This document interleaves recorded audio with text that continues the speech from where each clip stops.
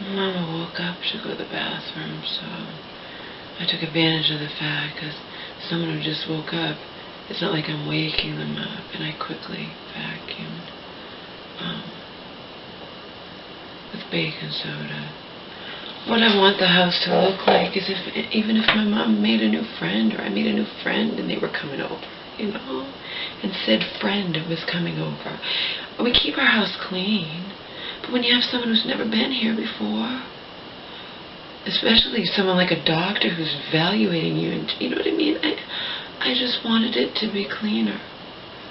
Now it is. I cleaned all the counters. I vacuumed I swept first. I swept all the rug. Swept the dirt into the kitchen like I usually do. Swept up the dirt. Got rid of the garbage. Cleaned up all the counters. Loaded the dishwasher. Made sure everything was spotless. Scrubbed down all the counters. Vacuumed with the baking soda. Even our bathroom's not very, you know, bathroom has stuff all over the counter. You know, when you're not expecting company, we don't live in filth, but it's not, the house wasn't presentable for company to come over, you know.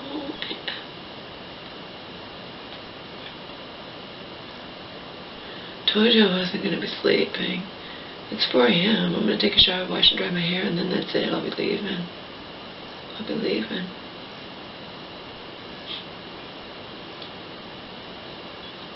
Joke. A joke.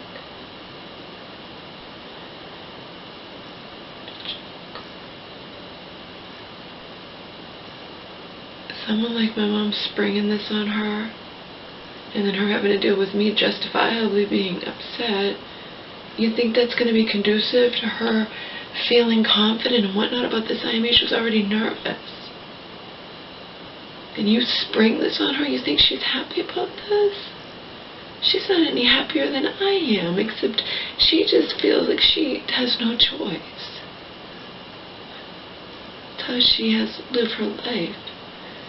Let's think about all the time she's thrown into mental hospitals against her will. Remember her poem? You guys remember her poem? You who know her know the poem. I wish I knew it by heart. I never knew it by heart.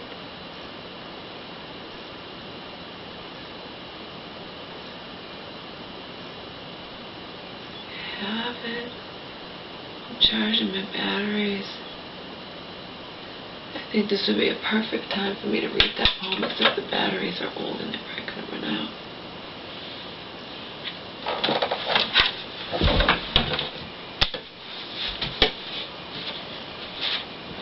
Taking off for the day, and know those shorts that I cut, I'm going to cut them a fucking hell of a lot shorter, and I'm going to wear a low cut top, and I'm going to get shit-faced all day long, because, like I said, nothing ever gets any better. Nothing. Even when I try, even when I want to have the plan to try to at least help my mama, and look what happens. She has to bow down and take it up the ass from her attorney, and she feels she has no choice. Somebody brand new to my channel discovered it, and she's like, your mother doesn't have, yes, she actually, of course she doesn't, but do you understand, if you feel like you have to do something, it really doesn't matter if technically you don't have to do it. That is why the mentally ill and the poor get walked all over and fucked over all the time, okay? Do you guys understand that the categories that get fucked over repeatedly in this life are the mentally ill and the poor? Period. Period. No exceptions, no whatever. The mentally ill and the poor. Okay? My mother believes she has no choice. My mother did not have the confidence to stick up to her lawyer. Okay? End of story. There's nothing else to say, people. You know? There's nothing else to say except whatever. What else is fucking new? You know? What else is fucking new? So I think this will be the most fitting time to read her poem that she wrote in 2009.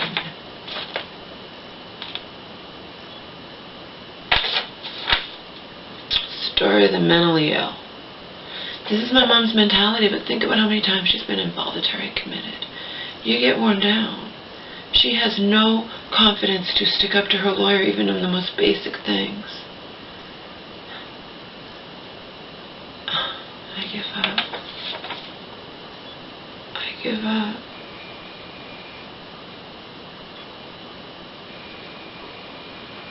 Even when she shared this with her sister that's now dead. Mental hospital's not like that, Smith. I mean, negated. My mother's constantly negated. Not by me. But she's constantly negated, and she feels like she has no choice in the matter but to accept the fact that her lawyer didn't have the common decency and respect for both my mother and me, since we both live here, and the lawyer knows damn well I live here too, to give us at least 24 hours notice. And technically, it shouldn't even have been 24 hours notice. It should have been, oh, I got your message, Samantha. I'm going to set up the IME. When's a good day and time? Nope. Do you see how this lawyer is? And Auntie's so caught up in her own shit, Auntie doesn't care. And by the way, in that letter that Auntie, scathing letter that Auntie said, sent to the lawyer a month ago, right after the hearing, my mother told me, Auntie doesn't want anything to do with anything. She's going to tell, you know, the lawyer this, that, and whatever, and she's dropping out. She doesn't care.